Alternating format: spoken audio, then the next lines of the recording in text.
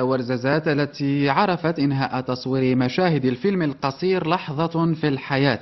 لحظة في الحياة لطاقم مغربي شاب يعالج ظروفا اجتماعية يقع فيها أبطال الفيلم. روبورتاج عبد اللطيف بن طلب ومولودي زندين. احتضنت ورزازات لحظات تصوير مشاهد سينمائية لفيلم قصير بعنوان لحظة في الحياة. انت ما بغيتيش تقولي لنا منين جاتك؟ القصه ديال واحد الطفل اللي كان عايش واحد الحياه ديال الفقر وتتشيء الصدفه انه واحد النهار تيلقى واحد القطعه نقديه اجنبيه كيعطيها عليه واحد السيد، وتنبقاو تابعين طيله الفيلم هذيك القطعه النقديه اللي كتتسافر بينا، وتنتلاقاو عن طريق هذيك القطعه النقديه باشخاص ديال الفيلم اللي تنعالجوا عن طريقهم قضايا مجتمعيه كالفساد كالرشوه كبزاف ديال الحوايج.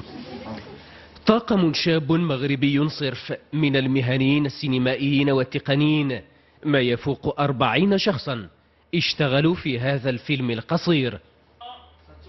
3 2 1 اكسيون.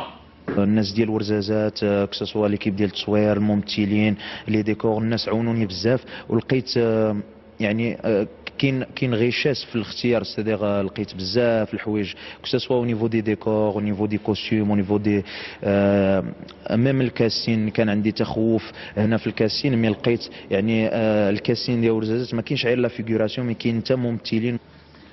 3 أيام لإخراج عمل سينمائي من ورزازات. بعد التصوير طاقم الفيلم الشاب سينكب على مجال التوظيف.